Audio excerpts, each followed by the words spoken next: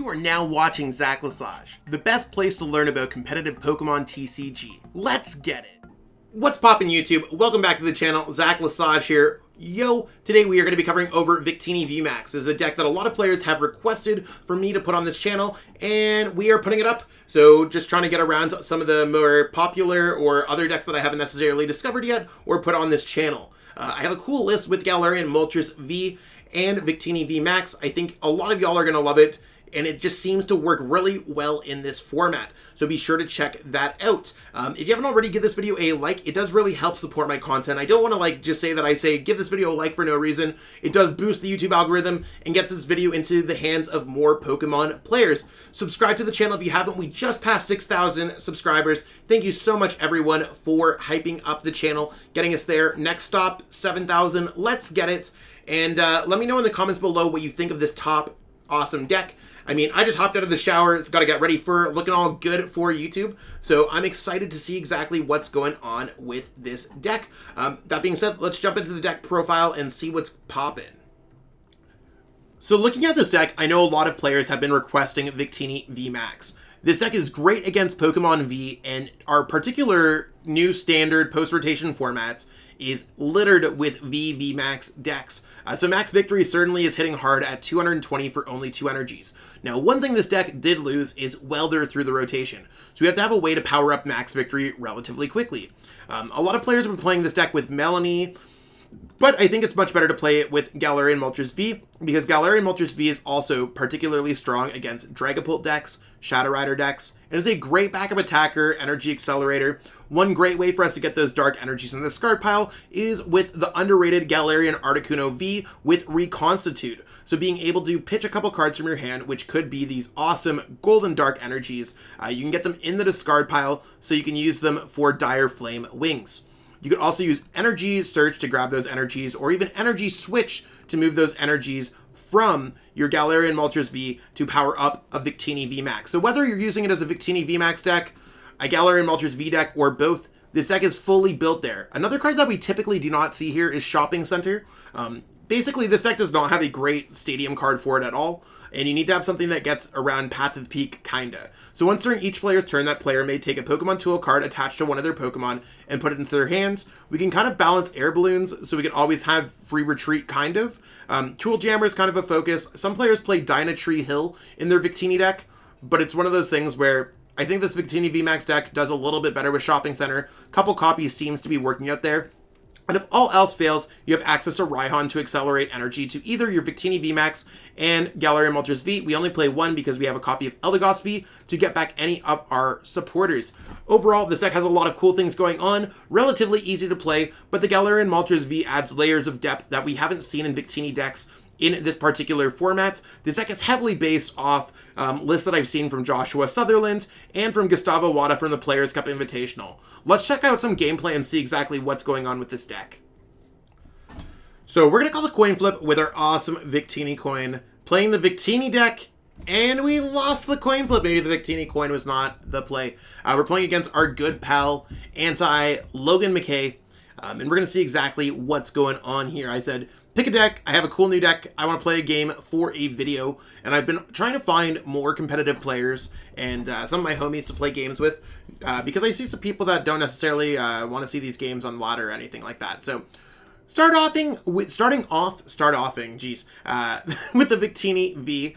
We'll see exactly what Logan picked here. Our hand's okay. Oh, Dragapult. So our Galarian Moltres is probably going to be our big brain strategy here. And hopefully we can get one of those out. Maybe we could pitch this entire hand. Let's go ahead and go Pokegear first. Maybe we can go ahead and grab this. To be fair, I'm pretty fine pitching away most of this hand. So let's go ahead and pitch it, because we want to turn our deck into a Galarian Moltres deck as soon as possible.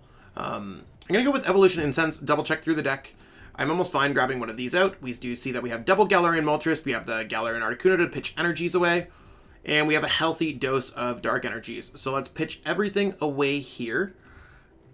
Goodbye, hands. It's nice knowing ya. No! Okay. So looks like we're going to actually have to attack with V bullets. And I'm not going to put another one down because they won't be able to knock us out. But I don't think they'll be able to knock us out. 130, 150. Yeah, we're just going to go V-Bullet like this. Might as well. We could still power up maybe a Galarian Moltres with a Dire Flame Wings and an energy switch. So we'll try our absolute best here. Victini is a little bit awkward, but we'll see exactly how it goes. We'll have to top deck into a Galarian Moltres. And the Galarian Moltres, while it's a great way to power up the Victini in a single turn, it is also a great way to just knock out some Darkness weak Pokemon like Dragapult or Shadow Rider. So Logan's going ahead and giving us the good of the Moltres, or of the Marnie. Hopefully we can get out our Moltres from there. That hand's much better. Oh, Crushing Hammer. Yikes. We almost got hit hard there. This is okay. Now, let's see. If we hit into this, that puts us at 170. I think I'm actually just going to pitch this hand away. Again, I think this is just the best play that I have available. Apparently, our deck does not want to get us anything. We're gonna see what we can get. Raihan would have been cool there, but we're trying to draw some cards here with Crobats before our opponent plays Path to the Peak. Maybe we could discard some cards. Reconstitute, we'll pitch some of those away. Come on, give us a Moltres! Whew. We got there. With an energy, we should be okay. At this point, I'm fine just losing the Victini VMAX. So let's go for the Galarian Moltres V. We're going to go ahead and grab another energy here with our Dire Flame Wings. Do I want to attack? That's a big question. Do I want to attack? Does doing 220 do anything? Because I could do 100 plus 120 with max victory. I would be able to go... I would not get the knockout, so it wouldn't necessarily matter. We'd take 2 damage counters, and that would put us at 170. Our opponent could then go quick shooting and knock us out. So I think we actually go Spreading Flames and power up some pokes. So we're ready to go with Galarian Moltres for next turn. Pretty cool play. Sometimes you got to think outside of the box when it comes to playing these decks. No, our Galarian Moltres should just be able to attack into this Dragapult, and we should be able to just start building up a Galarian Moltres V deck. We had to struggle to get into it a little bit, but we're getting there. And I think it's kind of cool to see Moltres with the fire and the dark energies. I think it's really cool. So that means that, yeah, if we're able to just get the knockout on this Dragapult, we're going to be in such a strong position. The damage counters are probably going to go on the Galarian Moltres V. Yeah. You got to really target on the Pokemon that are difficult for us to knock out. At this point, we don't really care what's going on in our hands. At this point, since we're pitching our hand anyways, I'm going to go Reconstitute and see exactly what we could pitch away here. We got a boss. It sucks that we're losing so many supporter cards. Can we find a Dark Energy? We did end up finding a Dark Energy, barely. We're going to go for the Dark Energy so we can get the knockout with the Galarian Moltres. Because we don't have the energies, we can put the other one down. I could put Shopping Center down. I don't think we're necessarily worried about getting knocked out. But just for the sake of it, I'm going to go ahead, Retreats. I might as well rip that tool back. I don't want to put down another Victini V or anything else like that. We're just going to go ahead here and go for Aura Burn. So we're going to take the knockout there on the Dragapult. You can see the damage output of Aura Burn is huge. So that really helps out in this matchup. And it seems like we're back into the driver's seat. We don't really have a lot of energies, which is kind of weird. But we can kind of go back and forth. And we do have access to Raihan as well, which will allow us to accelerate some energies if they ever get another Dragapult down. We've gone through a couple boss, so maybe the next Pokemon they put down, we could just boss his orders up. That would really be best case scenario for us. And I mean, if Logan misses off of this, we're in a pretty okay spot. Not really the greatest, but that's okay. We could always get an energy back. Discarding a fire energy. Oh, that's a really smart play from Logan, actually. Okay, so now we're kind of just like in this awkward spot where we want to be able to attack. We really want to just be able to attack. So let's go energy search. We'll see if there's anything else in our deck. That's completely fine. We don't care about any of those. We can pitch away this Dark Energy.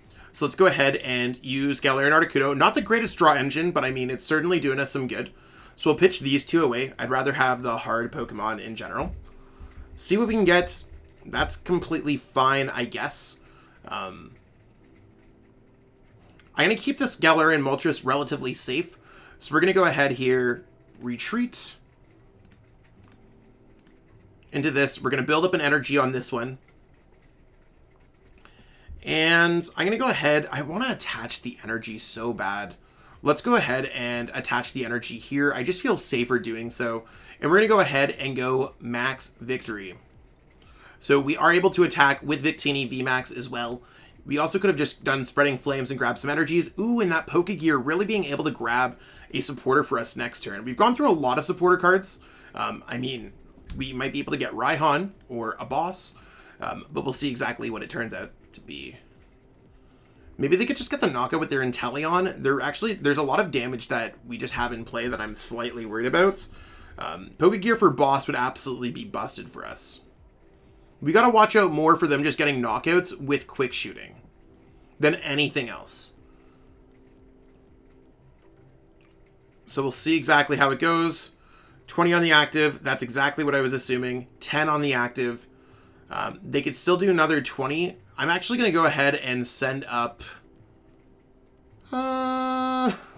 let's go ahead and send up this Galarian Moltres V.